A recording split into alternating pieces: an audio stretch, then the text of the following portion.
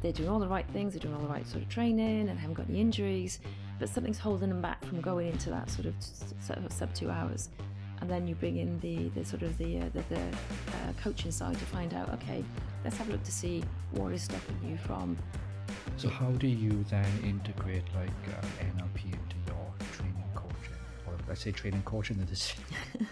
How do you integrate NLP? So it depends on the individual. So it could be that the client wants to, say, for instance, get back into sort of physical activity. Used to run maybe half marathons before, and used to sort of run quite regular.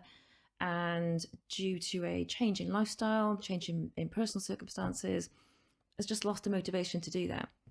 So it's really then working with the mental aspect first, to work with, okay, what's holding you back? What's stopping you from sort of getting back into that sort of routine that you want to?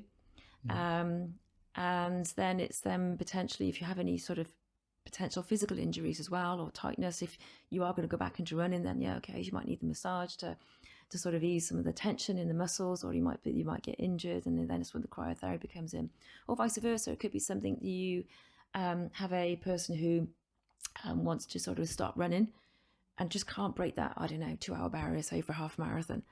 And they're doing all the right things, they're doing all the right sort of training and haven't got any injuries, but something's holding them back from going into that sort of sub 2 hours. And then you bring in the coaching side to find out, okay, let's have a look to see what is stopping you from going sub 2 hours. So physically you can do it, but there's just something stopping you from doing that, and it's more of a belief as opposed to something physical. And we always tell ourselves before an event or something is going to happen, I can't get past. Yes. So you naturally then put restrictions, and it's that video, and I always keep seeing videos, but I'm either on TikTok or YouTube all the time, but the experiment with the fleas in the jar. Right. So now a flea can jump a crazy height. Yeah. And then what they did was they put all these fleas in the jar, and then they covered the jar. And because the fleas couldn't bounce out, they set themselves a threshold.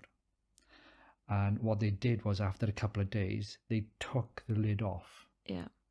And the fleas couldn't bounce out. Even though they were physically capable, they conditioned themselves to doing that. Their belief was they couldn't jump so high.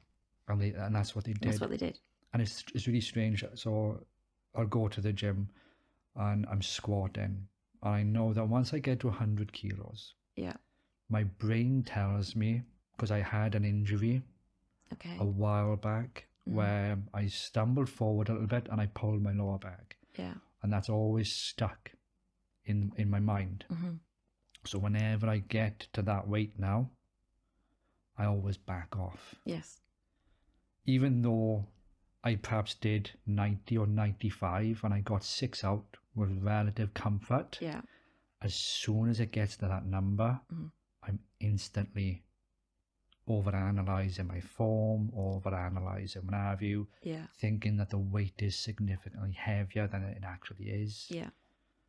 So it's really, really mad on the limitations that we set ourselves.